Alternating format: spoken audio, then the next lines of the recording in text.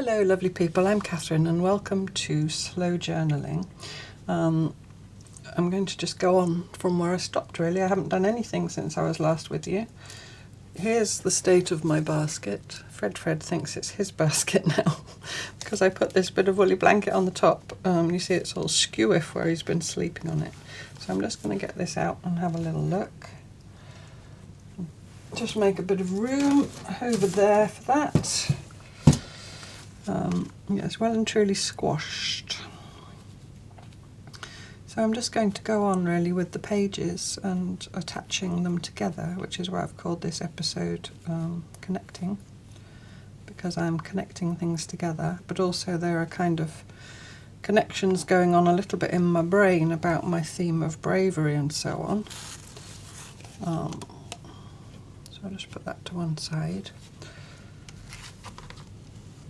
So I'll put my covers to one side as well. So I've got my my girl, who I keep calling a pirate girl. I just want to be clear, she's absolutely not the, violent criminal type of pirate. I just meant that kind of wild and free aspect. And I talked last time about a name for her. And I've been thinking a lot about that and about my theme for 2025 of self-care and rediscovering myself and all that kind of thing. And when I was younger, I was brave. I would climb trees and I would go, swimming in the sea and sailing and, all that kind of thing. And on long bike rides and, how you are when you're young, or how some of us are when we're young. Bit of a tomboy, I suppose. And then when I was sort of an older teenager, I was a bit of a nouveau hippie, if you like, because I was too young, I was born in the middle of the 60s. So then I would walk in my bare feet and, wear slightly outlandish clothes. That hasn't changed, and so on. And when I was that age, I was known as Kate. So I'm going to call her Kate as a representative of my younger self, so that's her name. Okay, so that being said, let's just carry on. I'm just going to carry on, I think, with this first signature and see where I got to. I was thinking that I might join some of the pages. I hope you've got your journals out if you're working along with me and, having a play at the same time. I think I'm going to join some of the pages with the sewing machine. I won't do that with you because I can't set it up here under the thingy bob, the contraption.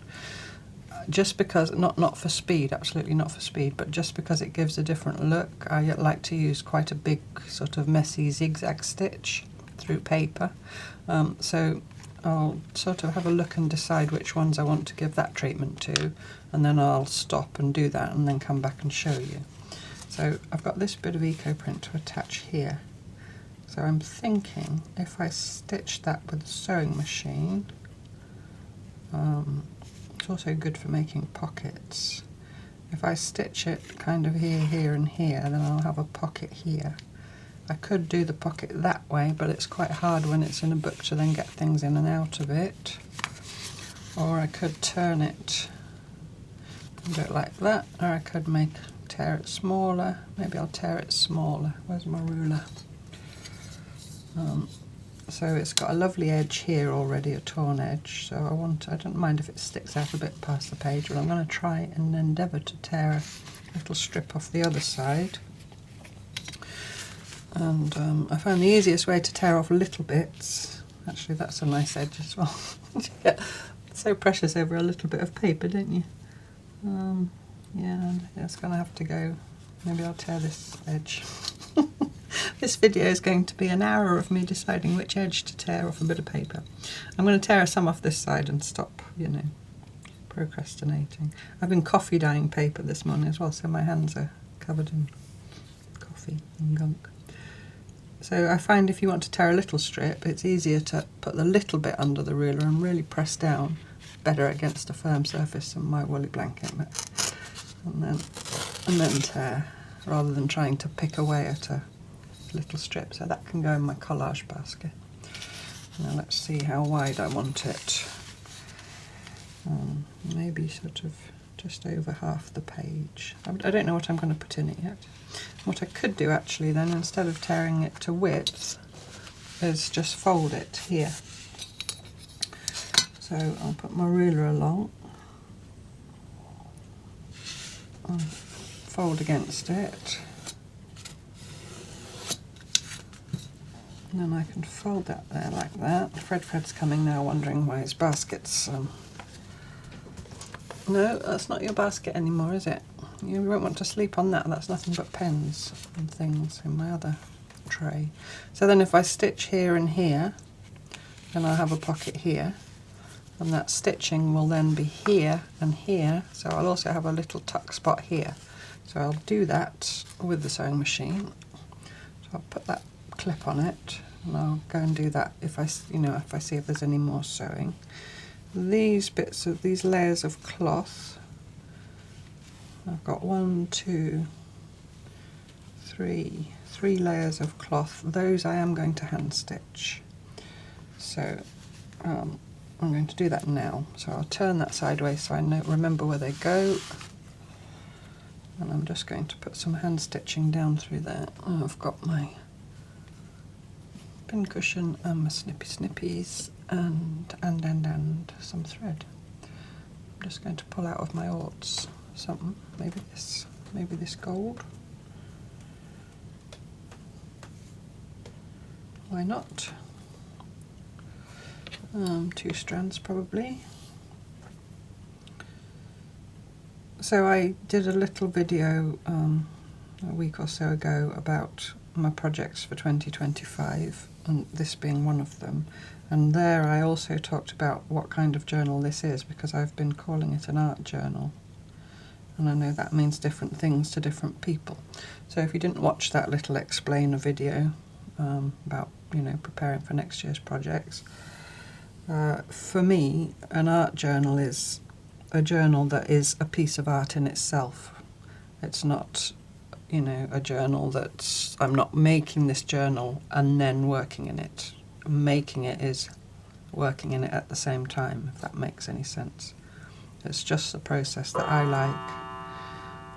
I'm not saying that is the definition of an art journal, I'm just saying that's my definition. An art journal could also be either a bought or a made journal of blank papers that you then put your art in, whether that's stitched art or painting or sketching or whatever. Right, I'm just going to not overthink this. I'm going to just stitch a line of running stitch for starters all through all these 3 layers, just up close to this outside layer.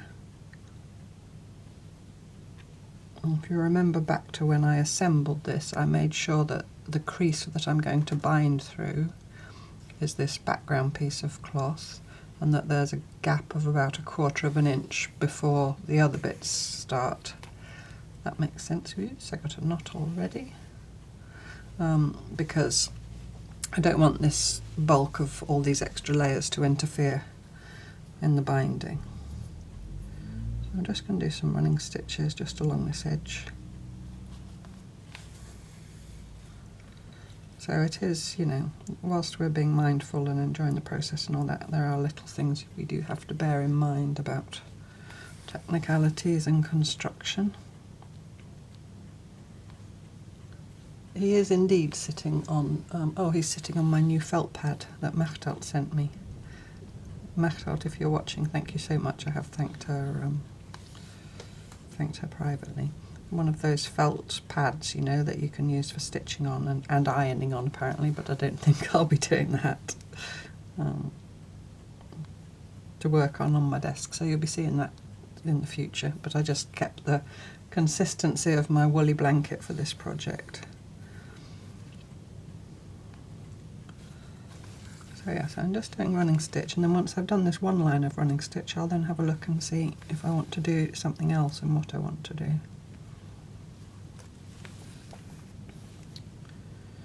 And in terms of my process, I'm doing all this sort of construction work, although it's also creating and embellishing and so on at the same time. And when I get to the point where I think I want to make the book, then I will carry on working in the book. That's usually what happens. You can also do all the embellishing and then make the book, and that's the final, you know, that's the final thing you do. It's just up to you. So now I'm going to, I've come up to this cut work. So I don't know if I want to just stitch on as if it's not there.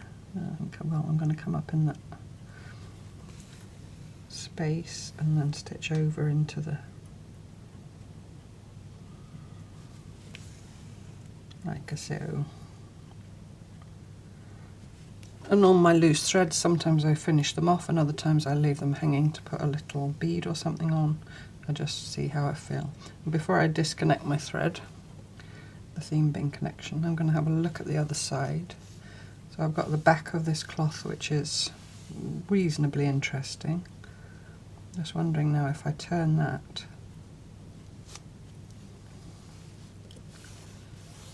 I'll put this back in just to see where it's going to appear in the book. It's the other way up. If things end up a different way up to how they originally were, then that's fine, you know, as long as I'm happy with them. So if I do that, and if I stitch that down there now, that's well out of the binding. You see there's this gap here. I wouldn't want to pull right against the stitching because then it will interfere with the binding. I could have done that before if I'd thought ahead and my line of stitching would have gone through it, but I didn't. So I think I'm going to pin it from this side, put that away again.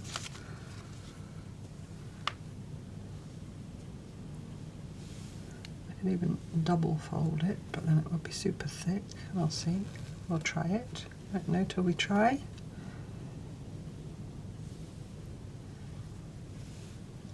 Just gives a different look and a different texture. And then if I put some pins through, I'll be able to see. Actually, I could stitch just into this now.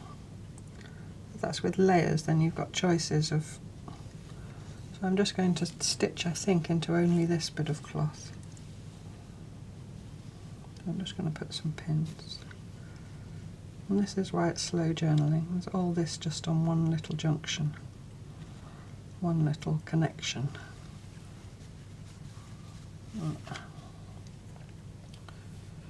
And if you do some stitching from one side and you like the look of it on the one side and then you turn over and you don't like the look of it on the other side, you can then glue something over to hide the other side of the stitching. You know, a strip of paper or a piece of lace or something like that. Right, so I'm going to stitch now. I'm going to tuck that out of the way. And I'm going to stitch now through this folded bit. I'm just going to put my needle through first. I'm halfway along where I folded. Obviously yours will be completely different, it's just for guidance. And see if I come out in a reasonable looking spot. I think I do, really. I'm just going to work from this side and let what happens on the other side.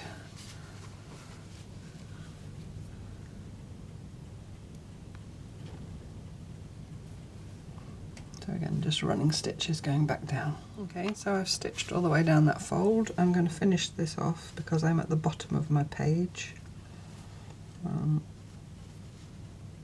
Actually, I'm going to finish it off and I'm going to leave it short, a few inches long, because I might tie a bead or something on that later. So I'll show you my pages now. So I've just got a simple line of running stitch there, and then I've got that page with another line of running stitch, so that's that repetition, and then further on in the book there'll be this page, which then will need something at one point, but so that's like that. And then I always like to put it back in again. This is why it's slow. So my pocket that we made last time, that's going to be machine stitched, and then I've stitched that, and I've stitched that. Oops. So then the next page is this little thin page, which is just fine as it is. Now I've got this, which again I think I'm going to machine stitch somehow. This is the middle of my signature. Just get the paper clip off so I can have a look. So I've got this piece with the angle on it. Just decide how I might want that. I do like it going that way really. Because then I could put something here on this page. You know, or the corner of something peeping out and you have to turn the page to see it. So I have to decide, do I want that? Yeah, I think I want that in front. So again, I'm going to be careful to stay out of this fold because I need to bind through that. So I'm going to probably put that a good ½ inch away from that fold and then put that down, and then I'll machine stitch that. Now sometimes when I'm going to machine stitch I put a tiny bit of glue stick, I mean the merest smear when it's paper, just so it doesn't shift. But I'm going to decide now where I'm going to stitch, and then I'll put the glue. I might just put a thin line of glue up the middle because I might do 2 lines of stitching, I'll see. But just the merest smear just to hold that in place. Because you can't put pins, or you can put pins, but they'll leave a hole in the paper. So just barely any. And then that'll have time to dry before I come to stitch it. So I'll line that up where I want it. I like those fluffy bits, but I don't really want them getting trapped.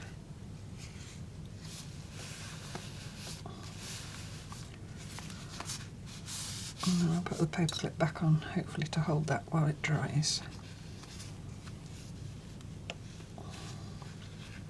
So that's also for machine stitching. So this page is fine. This needs something on it, but I can do that later. And that's the other part of the pocket that we made last time, and that's the back page. So that signature now just needs those 2 bits of machine stitching, and it's all connected. So let's have a look at the next signature. It's always better, if you're not used to these paper clips, to twist them off. You see, I tried to pull it off and I made a little hole. And I don't mind it grungy, but you know. Right, so I've got my postal pocket in this one. Do you see it's creasing because it's so fine as it's turning? But I don't really mind that, and I like that I've got this postcard in here. That kind of gives it some structure. But that doesn't need anything else, it's all ready to be worked in or on later. And I've got this lovely page that I love with all the different offsetnesses. And this beautiful, do you remember when, if you watch me opening the bundle with where the lace had printed on it? I probably won't do anything much on this page. I might just do something up here, maybe a word or something. So my knitting hands.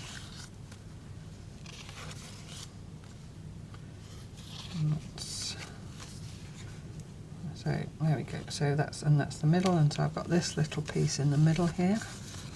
Again, try and turn my paper clip off. And I wanted to attach this, and I think I'll do that also with the sewing machine. I might do it over the top this time. So I'll put some glue on that. If you don't have a sewing machine, obviously you don't have to, you know, it's not, or you don't like the idea of it, you can see when I show you how it looks. I just, like I said, I like the different look. Sometimes I do it, sometimes I don't. So I'm just going to stick that there just so it doesn't quite hide that lovely print of the washer, that rusty washer.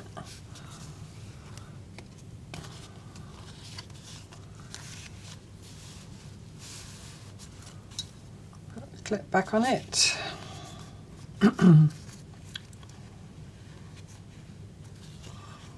And then, so this pocket, I'm not sure yet whether that's going to be a pocket or a flip, so I won't stitch it for now. I'll wait until I see later.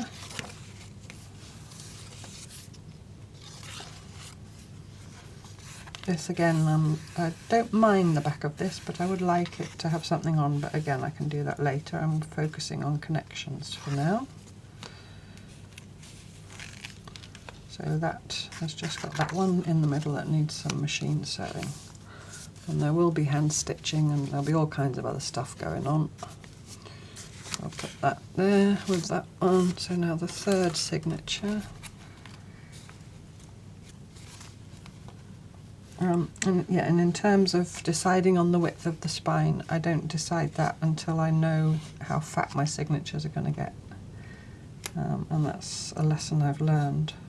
If you saw the Forager's Journal, I started with a 3-inch spine. I ended up putting a 6-inch spine, and now actually the spine's too big for it, and I'll see if at one point I alter it.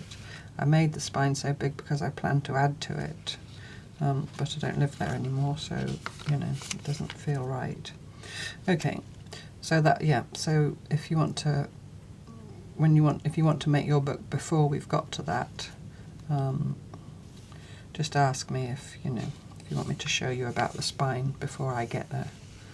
So I've got this little cloth page. I'm going to hand stitch that, I think. So I turn that way so I remember where it goes. That's just my system. Might use that same gold thread because then it's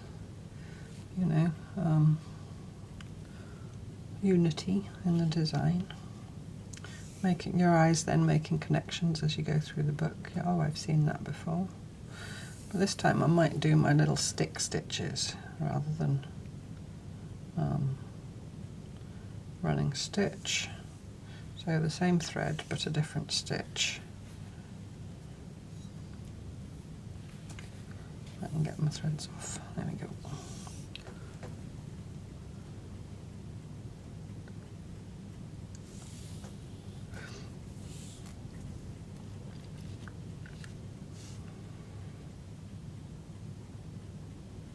So I hope you like this approach. I mean, I do, but I can imagine that for some it might be too slow. But I know that there are plenty of wonderful YouTubers, I've watched many of them myself, who make journals in one or two part, videos. So I just thought it would be nice to just do it in real time, do it all with you, apart from odd little bits like the machine sewing. Just as a different approach, really. Right, I need to put another pin, I think. It's very flippy floppy. It's flippy floppy. Whoops. Come on.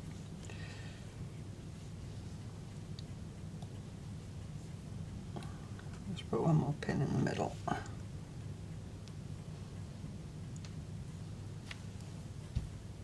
Right, so it's not straight because a piece of cloth wasn't straight, so I'm going to make my stitches wonky as well. I can hide my knot in between. I don't really mind not showing, but if there's an opportunity to hide it in between, then why not? Sorry, never gets old. So I'm just going to do some vertical stitches, and I go down and across, and then up and across, and then on the other side you'll get a parallel line of running stitches. The pin can go away now. At the other side of me. There we go. So I've done that. It's super wonky because I did end up kind of following this line, which isn't straight, but that's alright. I'm quite happy with it once it's in the book and it's got all kinds of stuff. And I don't mind this little ruffle either. I could either pull some more threads out and make it fluffier, or just embrace it as it is, or sew something down it at one point, or stick something. We'll see.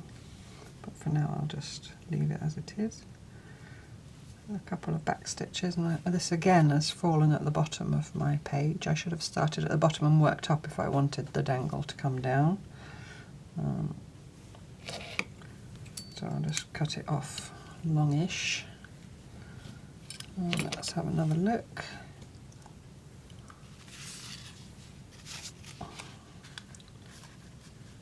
So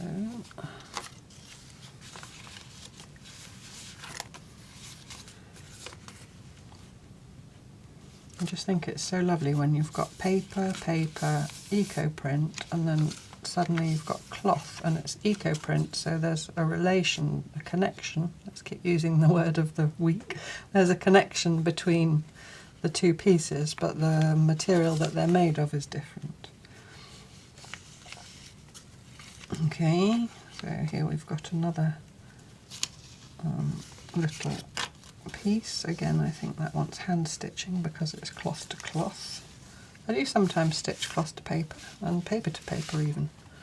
I'm not really doing the machine stitching for that reason, it's just that I like to. Now this has got some red in it, so I think I might stitch with some red. I love the look of little pops of red in among eco prints. Got this darkish red in here. Do you see? Especially with this dark green. But because there's tiny touches of red in this bit of linen, and what I really think I might do is I might do a line of running stitch first, just to kind of hold it together, and then I might do another line of another kind of stitch. I'll have a think. I'll have a little think. So I think I'll do the first line, not right on the edge, but on the edge of the back piece, if that makes sense. I'll show you what I mean. So here's my page, it'll be like this. So I'm going to do my first line of running stitch here, and I might actually do it from the back so I can see along there. And this time I will start stitching from the bottom of my page so that my dangle, hang on, no, I'll start stitching at the top of my page because I'm going down and back. So then I'll end up back where I started from. Well, let's leave my knot on the right side. You could also make your knot significantly in the length of your thread so that your tail becomes somewhere for a dangle, of course.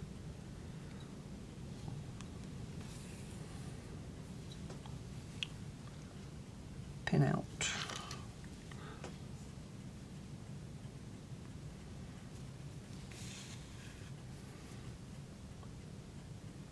And then the little pops of red, if they're repeated here and there throughout the journal, then again it's those connections that make it all cohesive, even though it is quite grungy and a bit random, and you know, a lot of different cloths and papers. There's some unity. There's obviously the colour palette is all very similar in my case, but even if you had a really wide colour palette of all kinds of scraps of magazines and everything, if you just had one little element that repeats here and there, whether that's a colour or a motif or, you know, something like that, it just brings it all together and makes it more pleasing to look at. It's a design principle, it's the same whatever you're doing. When I studied garden design, it was the same thing, you know, with certain plants. You would have signature plants that you would repeat throughout a design. Right, so I've got down to the bottom and I come through onto the other side, and I want to get myself over there. And you have to think that everything you do on the front will show on the back, but I don't think I mind if there's a little stitch like that on the back. I think I might do some French knots all up here. Let's go mad. So I might do just little ones, I think 3 wraps maybe, because it's only 2 strands of floss. I'll put my needle in, tighten the thread against the needle, and you can just sort of audition before you commit, and I think I'm happy enough with that.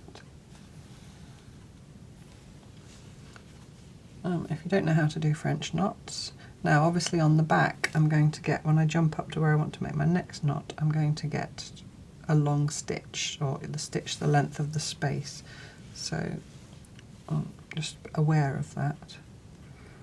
I'm going to come up about ½ an inch or so, I think, not pull too tight.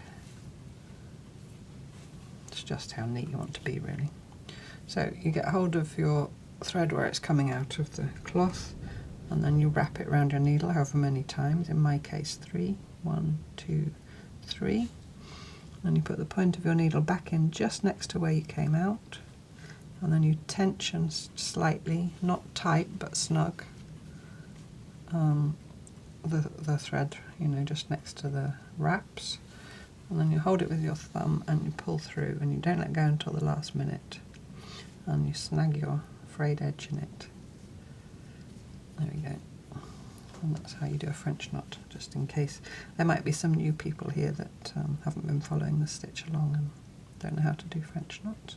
You can also make them deliberately messy by letting them go sooner or not pulling them as tight. You know, you can really play with them, especially when journaling. I mean, anywhere, but especially when journaling.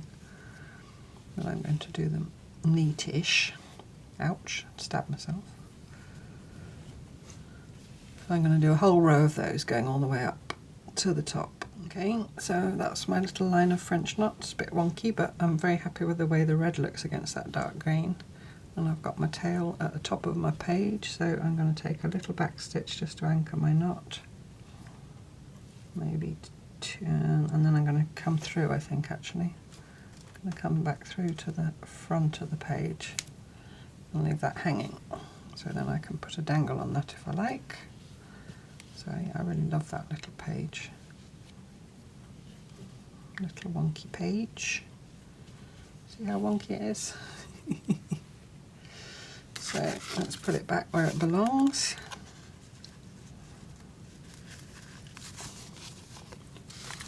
And have a look how it looks in situ. That's nice. You can play with the adjustment.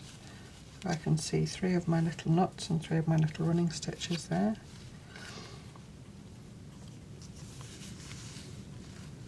So, well, that's okay. For now, obviously it will get worked in more.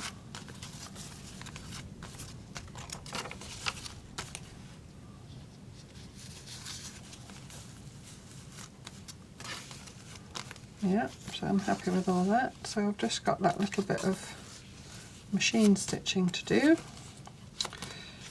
So I'll go and do that. I'll have to move everything and get, because my machine has to come up on here.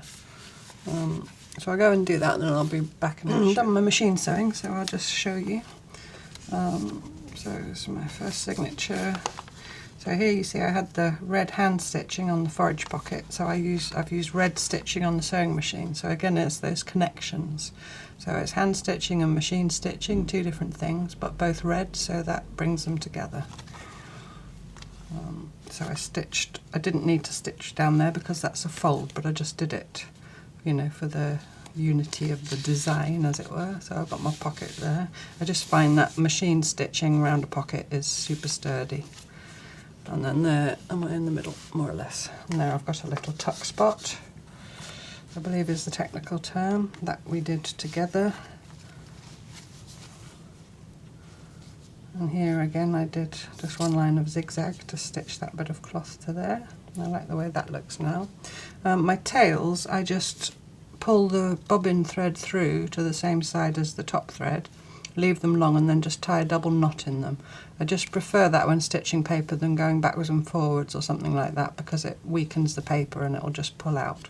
So I just leave a long tail, pull my bobbin thread through using the top thread, you know. If you pull on the top thread, you see the bobbin thread loop through, and you get a pin or a needle or something under it and pull it through, and then just tie a double knot. You know, rather than in cloth, you might just do a little back stitch. So that's that one. That was that. And then there you see the red again. when we come to bind, we'll have to look out for all our little tails. So that's signature 1, signature 2, and also there's the red text here in the ledger paper and the red line. So again, it's, oh, there's red again, you know, it's sort of unity. I nearly put some machine stitching in here, just, you know, for no reason other than decoration, but in the end I didn't. I don't think there was any machine stitching in this. Was there? Oh yes, yes. There was that little one. Again, same red thread. Because if you remember somewhere else I did it hand stitching, but again with red thread.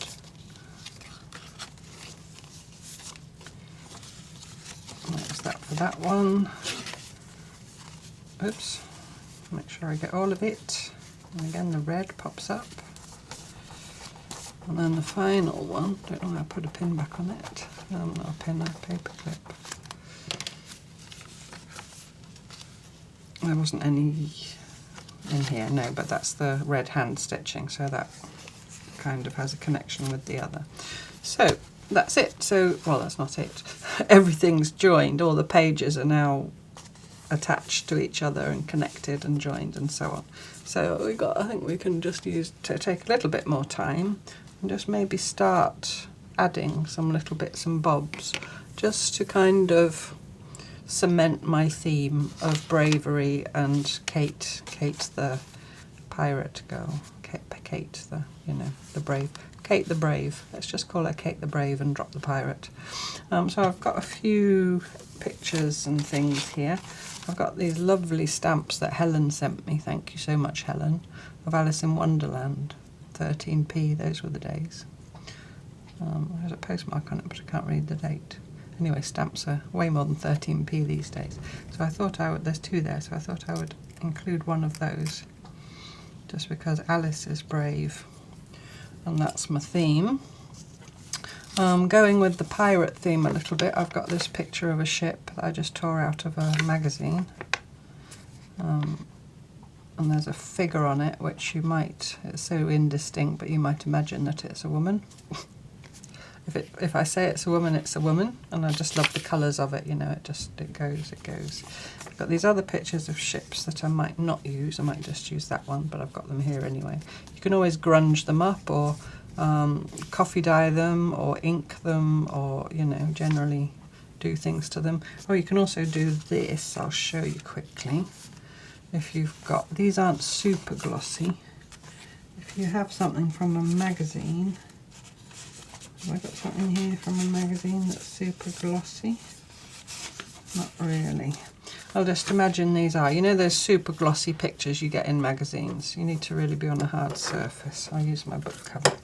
Whoops. Sorry about that. I've got this block of wood with a bit of sandpaper stuck to it. You can buy proper sanding blocks, or you can just use sandpaper without a block. But you can just gently scratch up the surface. It won't really show on this because it's, you know, it's not that glossy to start with. But you can just grunge it up a bit. And if it was super glossy paper, it wouldn't. Do you see how there I'm scratching into it a bit? And I can just make this more sort of modern photograph just look a bit more vintage, just by working on it. And then maybe I will use it once I've done this to it. And then as well, if you want to ink it, it'll take the ink, whereas a glossy magazine page probably wouldn't. So yeah, it's a little bit of sandpaper. I can't stop now starting.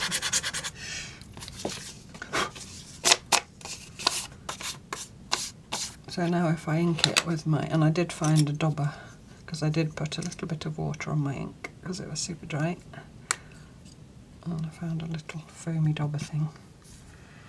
I won't do it on the book, but I can do it on my book cover. I'll probably, I don't know if I'm going to cover that one up, but I don't mind it being grunged. Actually I do want to tear it, I think. I don't like it so rectangular. just going to roughly follow the masts of the ships. It's just, you know, up to you. If you're not a journaler, a regular journaler, and you haven't evolved a style yet, you can just take a view on, do you like it scruffy like that? See, I quite like to have the two straight lines and then it torn uneven, because then if you set that on the edge of a page like that, I just like the way it sits, and then, you know. But that's me. You might be different. So now if I ink the edges with my little dobber, and the fingers as well, of course, inevitable. I don't even know where this is going yet, I just started working on it, so I thought I'd do it. I don't have any intention of starting all this time, but here we are.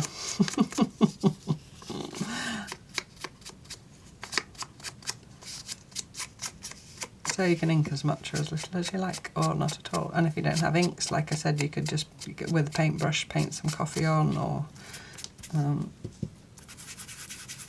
just going to really grunge it up, I think. Let's go down here where I scratched. See, now where I've scratched, the ink will go into the scratches. And just give it a really... It almost now looks like one of those old black and white photos that's been hand tinted. Whoops.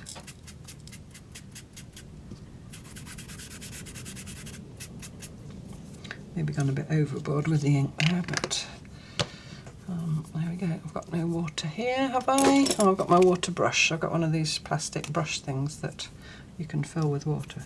So then I can now just go in and move that ink around a bit if I want, but you could equally just use a regular paintbrush dipped in water, and that makes it even darker. It'll dry again a bit lighter, but you know, just softening it up a bit.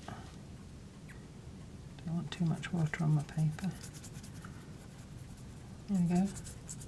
So you can still see it ships, but to me that's much more acceptable or in keeping with this one, which is also going to get torn and inked probably once I decide where I'm putting it. And the same with this, it's very black and white, but I could equally grunge, but you get the idea. I don't need to grunge everything in sight. This little stamp, I'm just going to very gently go around the edge with whatever's left on my dobber. I don't want to go too mad on it because it's already so lovely.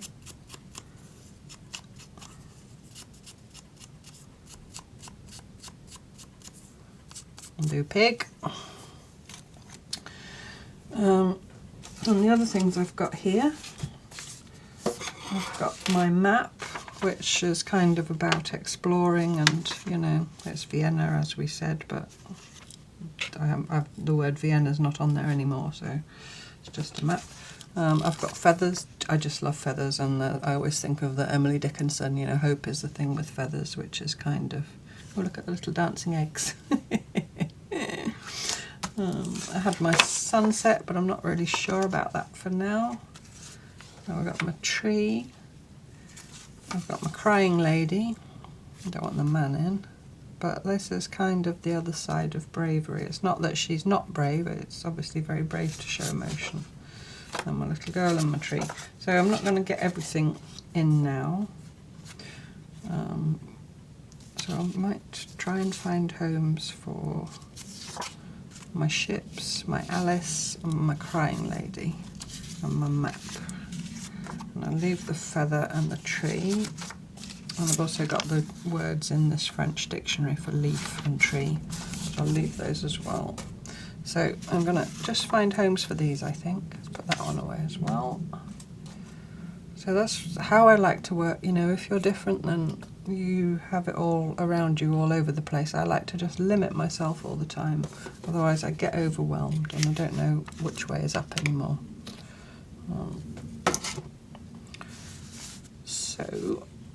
And you can just pick a signature at random, or start at the front and work your way forward, or you know, it's just what you want. I'm just going to start with my ship, I think, and try and find a home for it, basically. So I'm just going to go through and have a look where it might go. This is a pocket, so I could decide to stick it onto a card and then put the whole card in the pocket. That would be an option. Or the same here, it's a bit flimsy, so I could glue it onto a card and, you know, stick it in there. In fact, I quite like that. I think we'll do that. And I need to go rooting for a bit of paper to glue it to. Oh, so I got this this was some of the rust and tea dyeing that we did way back. And then I've stenciled on with some something.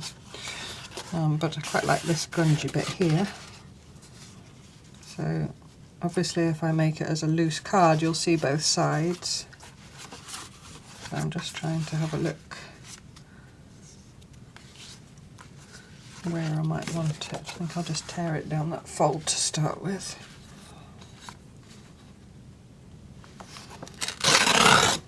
There's people that just go bish bash bosh and do it really quickly. I'm in awe, because that's not me at all, as you've noticed.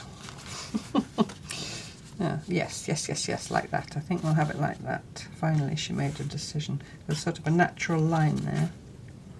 Yes. So I'm going to tear it about there. That's not going to be too big for my pocket, is it? Be careful it fits. I might take a bit more off the top as well. So I'll just tear it about there.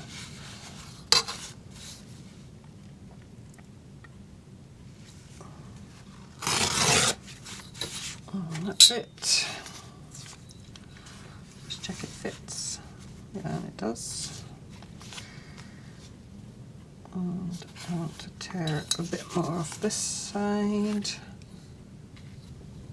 Just leave a border of about that much. So I think that was wonky. Let's see. Oh, I don't think it matters. So obviously I'm doing this with a bit of rust print, but if you only, if you didn't have rust print or that wasn't your style, you could do the same thing with other papers that you had. Maybe if you do jelly printing or collage, or and I won't do jelly printing because I don't do jelly printing unless I go to my friend's because she's got all the gear. Get this card somewhat rectangular. It's really hard to judge because I can't get over the top of it without you seeing the back of my head. It's my excuse for doing wonky. Maybe I'll just have to measure it because it's super wonky.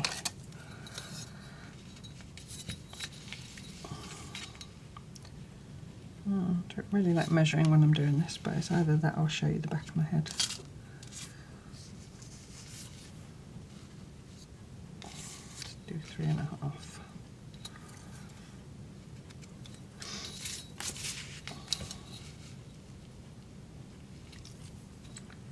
I hope I'll get better as the year goes along of making this kind of video. So we've got this journal and the other journal.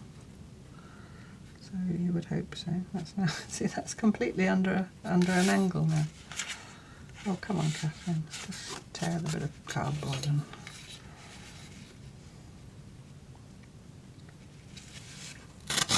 just tear the bit of cardboard and make it work.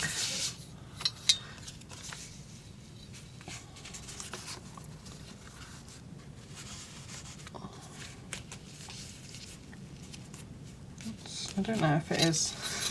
She's measuring again. Her that says don't worry about it being wonky all the time. Yeah, see, that's half a, whatever those things are out, half a centimetre out. That needs to be, no, I can't tear half a centimetre. I'm going to try. Needs to really press down. There we go. That'll do, pig. It's now got a funny bit there. This is why I call it slow journaling. Half an hour to get one bit of paper the right thing. Right, where's my glue stick? And where's my glue book? I had my glue book. I had it here. And I've lost it again. Where's it gone? There it is. My glue book.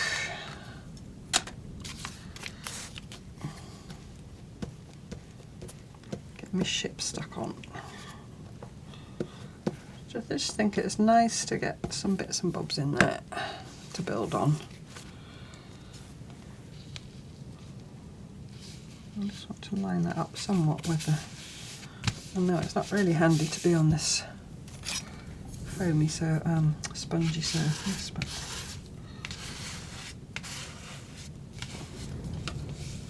can you hear that wind?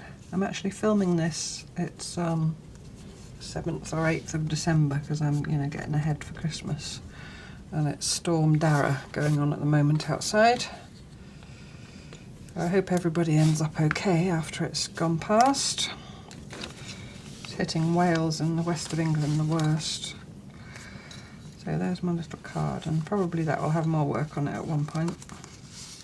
Certainly a word or something up there. But for now, it's just something in that pocket. Make sure it closes okay still. I mean, obviously I'm going to adjust them all before I bind. Yes. So there we go. So we've got something in the pocket. So do I want to put anything else in here? I do want to put something on the other side of that because that's troubling me a bit. In here. But that really requires stitching. You can glue, but I don't really like the texture it gives the cloth. Unless I gesso it first, but I won't do that now because that would be super messy. The crying lady. Put her on there. I could just have another ship in here. Maybe we'll have the other ship, so all the ships are in the same signature, as if it's the chapter of, establishing her as a pirate girl. So I want to tear this.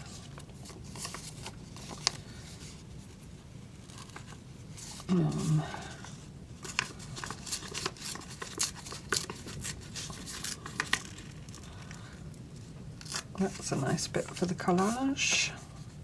Maybe next time we'll do some collage. Don't know what shape I'm going to tear it. Thinking. Because I could square this. I might square this off. Where's my ruler? I'll try and square it off. Excuse me if my head comes in. The only way I can tell if it's square or not. That's better.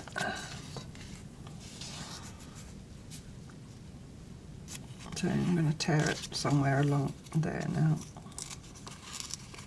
You want to tear up the piece you're keeping, and then the white of the tear will be underneath, if that makes sense. See how the piece I'm keeping I'm tearing towards me, if that's important to you. And I think I'm going to kind of angle down here, like so. I'm going to keep that bit of blue sky because that's nice for collage. And stick that there, but you've guessed it, I'm going to ink it. Where's my dauber? There it is.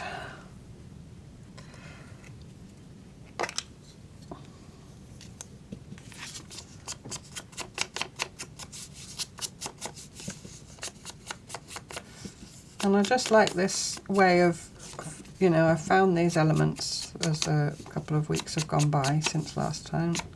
I've been, I'll show you at one point, I've been going through some old magazines that I had and tearing out pages, and I don't have to show you. Basically, I've librarian that I am, put them in those cardboard file folders.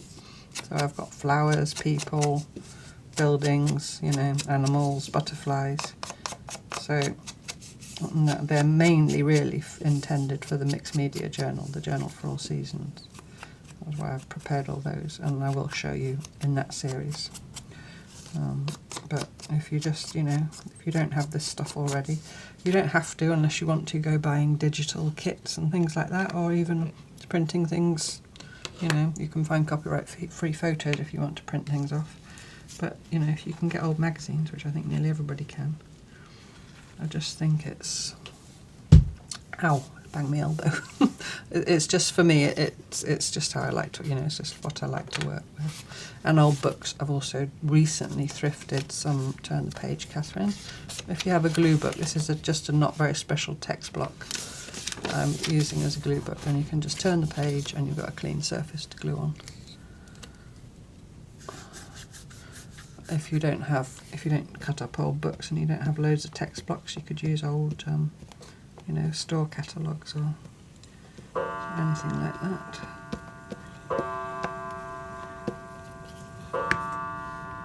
Three o'clock and all is well. So I'm going to tuck this down in this corner.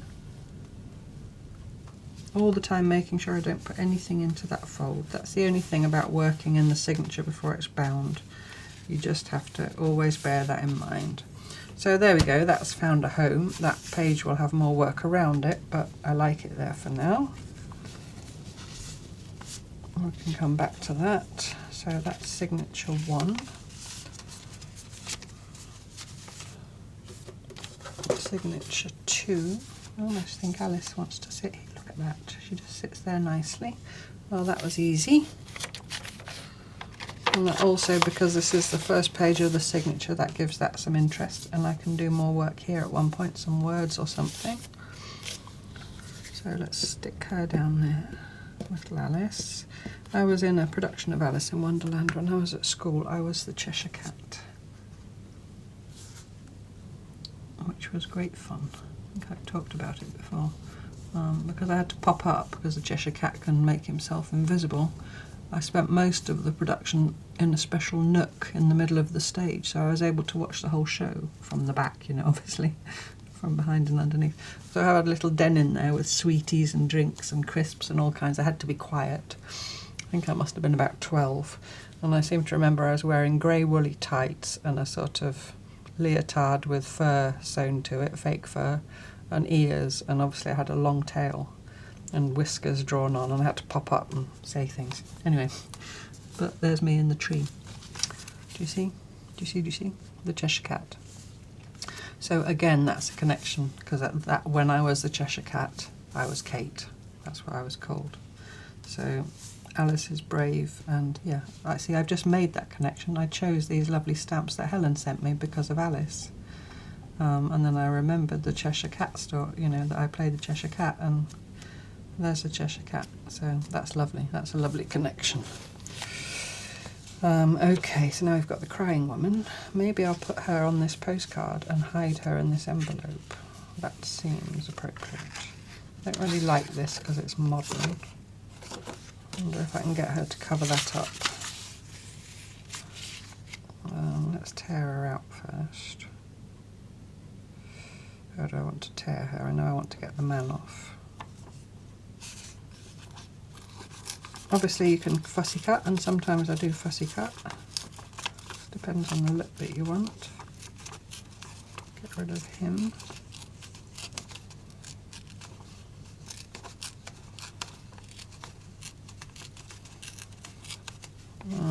Let's see where I want to sit her.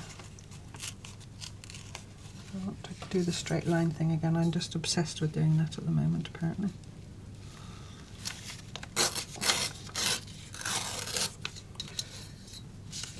There we go. I need to do more tearing here as well. I don't know if I want those words there. I don't think I do. I think I'm, excuse my head again, making sure I'm straight. Tear the words off. Carry on tearing her around here a bit.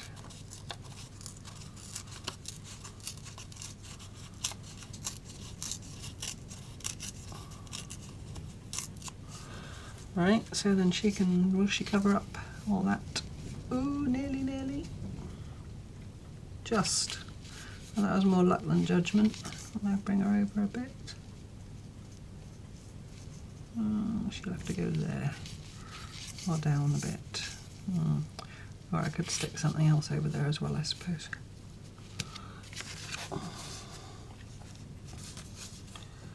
Yeah, I think I'll put her up there like that. When I've inked her, of course, and then I'll put the words maybe down there somewhere. So let's do the words. They're going to be super skinny.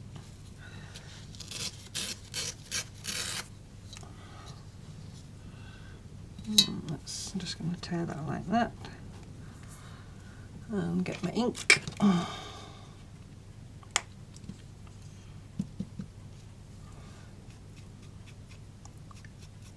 It might be your way of working to just work on this until it's done, and that's obviously absolutely fine too if that's the way you like to do it, but I just like to put these little elements in here and there and then go back to them sometimes, and other times I might, you know, get so deep into this that I work on the whole thing until it's finished. That's just the process. There's no right or wrong way, it's just whatever makes you happy in the moment, I think. Inking things makes me happy, as you might have noticed. Glad I found this little dauber. I don't even know where it came from. You know, these things just turn up. Oh yes, I do. My friend Chrissy gave it to me. She had a whole pack of them. And I asked when I was making the Metamorphosis journal, when I was staying there in the summer, I asked her if she had a dauber, and she brought out a whole unused packet because she's not an inker of things. But she had a whole packet of daubers, so she gave me one. And I forgot I had it until I found it the other day. There we go. So she's all inky. Let's get those stuck on. Turn my page. I'll put her on first, I think. Oops.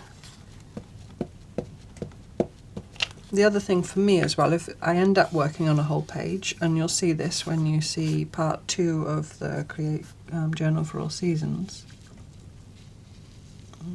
Further over to cover up the word postcard. That's it. I get really, when I get deep into it, I get really even more not able to make a decision. So I think just putting bits in throughout the journal and then moving on just frees me up a bit, you know. I mean, it's lovely to get deep into something and really think about everything you're doing. I'm not saying that's wrong either. It's just doing it like this just makes me more free and easy with it. So, I mean, she's a bit stark on there for now. Obviously it needs way more, but she's on there. And I might do some painting on her. I could colour her a bit with watercolour or whatever. We'll see, bearing in mind that my ink will bleed because it's water, it's not archival. So, but for now she's on there. She's going to get put in the pocket. She's going to have a little weep and then she'll feel much better. My mother always used to say that to me. Have a good cry and you'll feel better. Well, I have to say not always. Anyway, I know what she meant. Right, so she's in there. Put the lid on my glue. I've got my little basket here for all my collagey bits, which was silly. Should always have that standing by to throw all those in. So I've got my map as my last thing.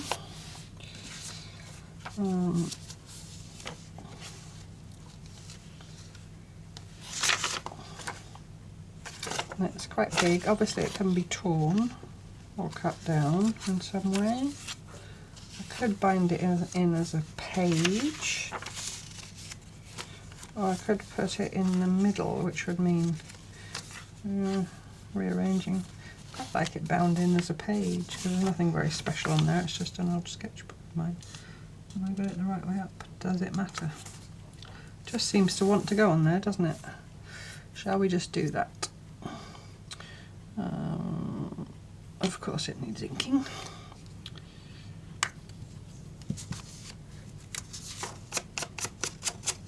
And obviously, the actual pages themselves will all get inked as well, but I won't put you through watching me spend an hour inking all the pages. Maybe I'll do that in a bit when I've stopped recording, and next time you'll see them all inked. Because it's easier again to do that now before the book's bound. If you're sure you want them all inked. Maybe you don't want to ink all of them. But once I start inking, I'm like a, a runaway train. I can't be stopped. There we go. Oh, that just looks wonderful now. it was old book page, so it already had a vintagey look. Just with whatever's left on there, just with a bit all over. Makes a squeaky sound. It's definitely upside down, that. I'm going to turn it around. It's bugging me. There we go. Okay, so I'm going to stick that on there.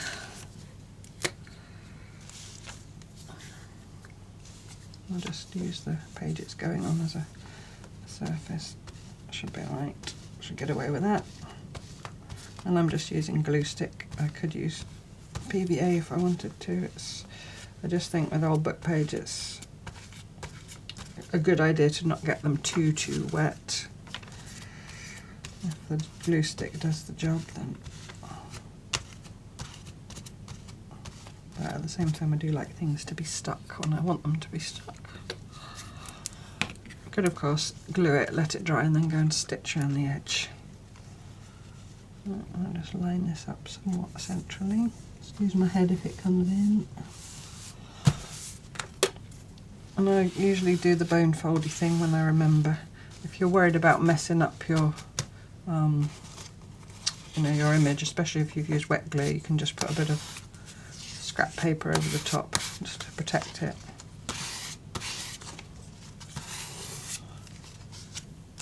I would say if you're going to get into any kind of journal making at all, a bone folder, if you don't have one, is a good thing to invest in. They're not very expensive. They're not made of bone anymore, they're obviously plastic. There we go. But I do find myself using it a lot. Okay, so that is that. I think I better leave that a bit flat to dry and not put the crease back in yet. And that goes there. Oh yes, I do like the look of that, because then you just see the little inky edge sticking out.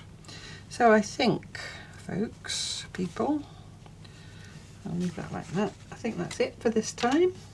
So I've done all my connections of my pages. Everything is assembled, and I've talked about connections, you know, like with the different coloured threads, and if you're not using eco prints, if you're using other papers and cloths, look for connections between your papers and your cloth, whether it's a motif, you know, like it might have a butterfly on the cloth, so you could either draw or stamp or put a sticker of a butterfly on the paper. You know, just just look for possibilities to make connections, and it will just make your book, when it's done and people just cover everything in ink, including yourself. You know, when people look through it, it will just make it into one cohesive, connected whole, rather than, you know, a series of different things. So I hope that's given you some ideas, and maybe you'll go away and work on your, you know, on getting your signatures all together if you haven't already. And next time we'll go on, and I've got some more ideas next time for making little bits and bobs to add to them. I think the word they use is ephemera, but not really. It's more sort of my style ephemera. Anyway, so that'll be for next time. So thank you so much for watching. It's lovely to have you with me and sharing this process. And I'll leave Kate the brave there to say goodbye to you, along with Catherine the trying to be brave. Thank you. See you next time. Bye bye.